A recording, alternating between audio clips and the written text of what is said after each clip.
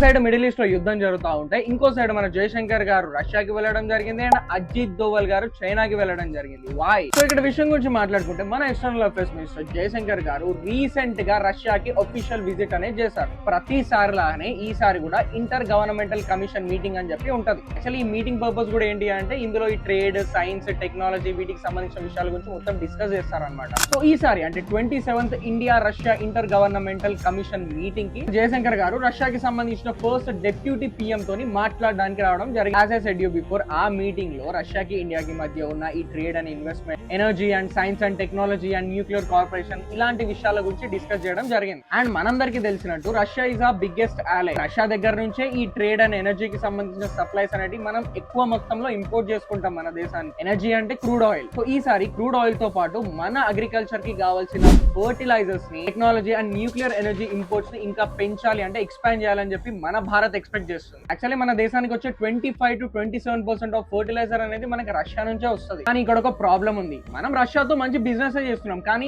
Equality అనేది లేదు. మనం రష్యా వాళ్ళ దగ్గర ఈ ఇంపోర్ట్స్ అనేది ఎక్కువ తీసుకుంటున్నాం, అంటే వాళ్ళకి మంచి బిజినెస్ ఇస్తున్నాం, కానీ మన దేశం నుంచి బయటకు వెళ్లాల్సిన ఎక్స్పోర్ట్ అనేది అంత బయటకు వెళ్ళట్లేదు. సో ఇప్పుడు మన భారత్ ఆ గ్యాప్ ని రెడ్యూస్ చేయడానికి ట్రై చేస్తుంది. And which is most important, Jayashankar garu ఆ మీటింగ్ లో పుతిన్ గారికి నెక్స్ట్ మంత్ మన ఇండియాలో జరగబోయే బ్రిక్స్ సమ్మిట్ కి ఇన్వైట్ చేయడం కూడా జరిగింది.